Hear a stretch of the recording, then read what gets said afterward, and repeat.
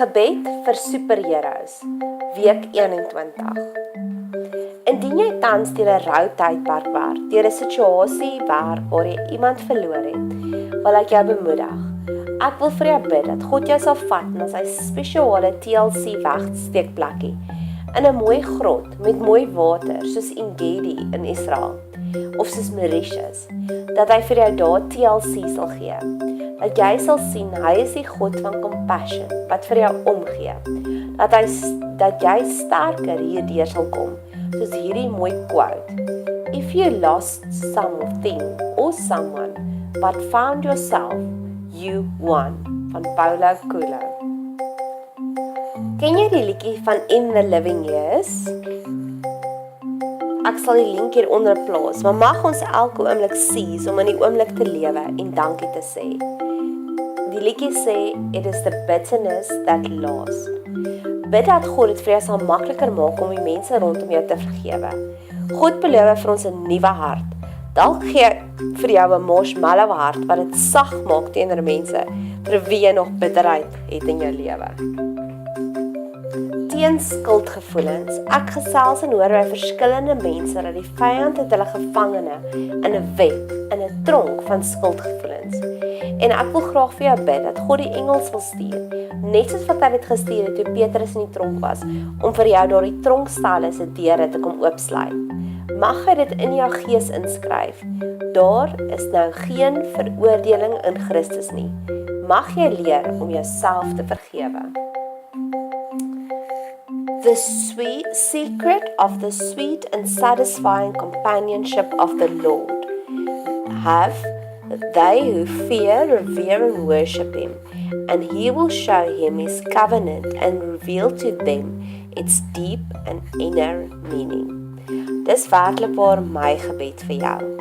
Mag jy hierdie week opnuut daardie soete geselskap van God geniet.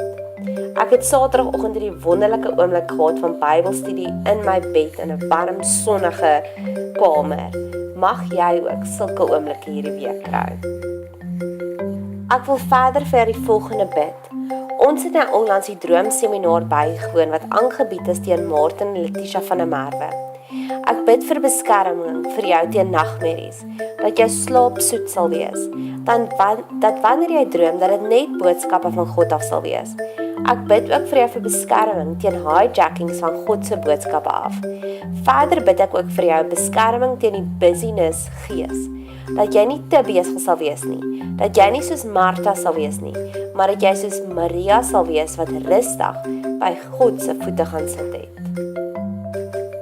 Jy is spesiaal vir God. God het selfs die hoeveelheid hare op jou kop getel. Dis hoeveel tyd hy met jou spandeer. Indien jy dit nog nie weet nie, dat jy is so spesiaal vir God, bid ek vandag dat hy vir jou sal wys en sal openbaar hoe spesiaal is jy vir hom, dat hy het selfs die hare op jou kop getel. In case no one told you today, you're beautiful, you're loved, you're needed, you're alive for a reason, you're stronger than you think, you're gonna get through this.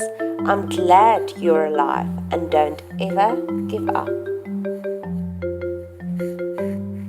Dan het ek nog 'n storie wat ek vir jou wil vertel. Iemand het vir my gesleer dat alles in die geestelike wêreld werk soos 'n ballon. Hoe meer lig jy daarin blaas, hoe groter en hoe groter gaan dit word. Waarin blaas jy lig in? Blaas jy lig in 'n negativiteit, in pessimiste, in worry, of blaas jy lig in liefde, vrede en geluk wat jy saai? So dink vandag, waarin blaas jy asem in? 1 Korintiërs 2 vers 9, maar soos geskrywe is, wat die oog nie gesien het nie, en die oor nie gehoor het, en in die hart van die mens nie opgekom het nie, wat God voorberei het, vir die, wat hom lief het. Ek was verlede week uitgenooi na 'n braai toe, en ons het baie lekker gekuier, en dit was baie aangenaam. Maar die volgende oggend stuur my buurvrou/vriendin vir my 'n boodskap. Sy het my lunchbox ingepak van die oorblye braaivleis daarso.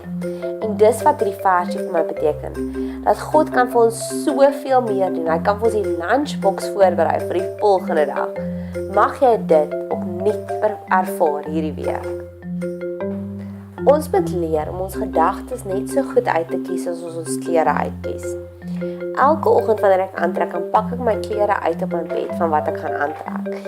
Maar langs dit is my notaboekie, om neer te skryf wat gaan die gedagtes wees wat ek kan gedink vandag.